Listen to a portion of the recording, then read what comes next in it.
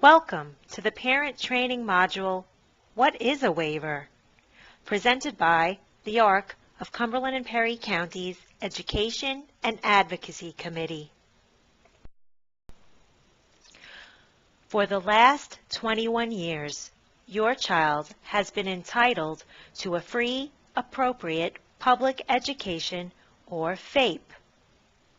These services are guaranteed and protected by state and federal laws. When your child exits the school system at age 21, the adult services they need are no longer an entitlement. They are a service system based on 3 criteria: eligibility, availability, and funding.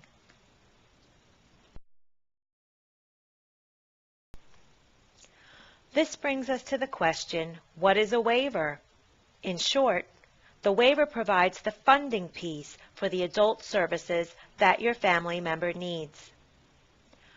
The term waiver is used to refer to the Medicaid Home and Community-Based Waiver Program, which provides funding for supports and services for individuals with intellectual or developmental disabilities.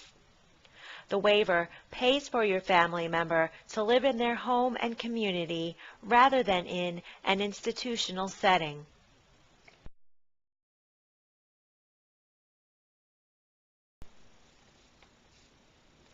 Now that you understand that the waiver provides the funding for adult services, the next step is to consider which waiver will meet the needs of your family member.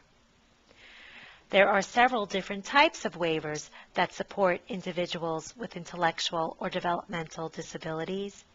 This slide provides a very brief overview of the different types of waivers. It is very important that you work with your supports coordinator to understand the differences between each type of waiver in order to meet the needs of your family.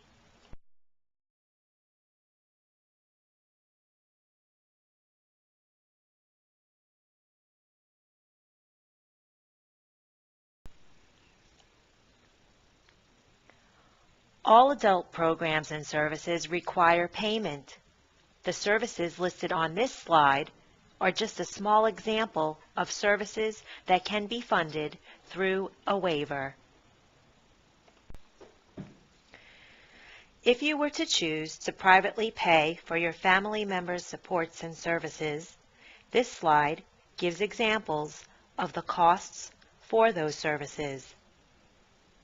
For most families, these costs would be unaffordable over the lifetime of their family member.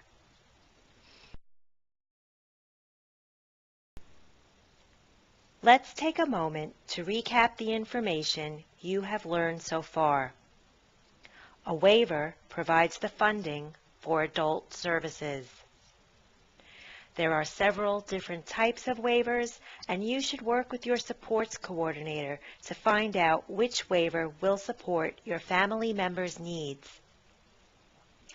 Most families need a waiver to pay for supports and services over the lifetime of their family member.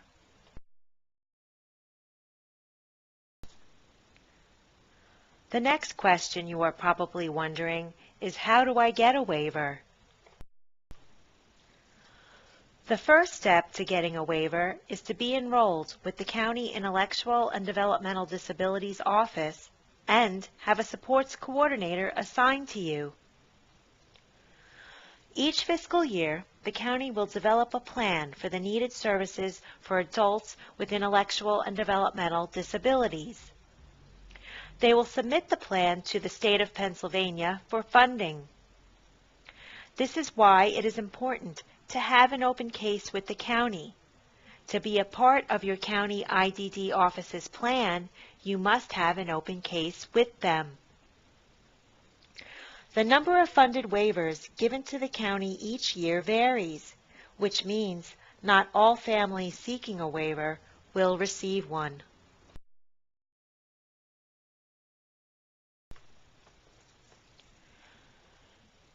If your family member does not receive a waiver, your first step should be to work with your supports coordinator to see what options you may have. The options available will depend on the needs of your family member. For instance, job coaching or job placement is available through the Office of Vocational Rehabilitation. This concludes the parent training, What is a Waiver? For further information, please contact the ARC of Cumberland and Perry Counties Family Education and Advocacy Department at the contact information listed below.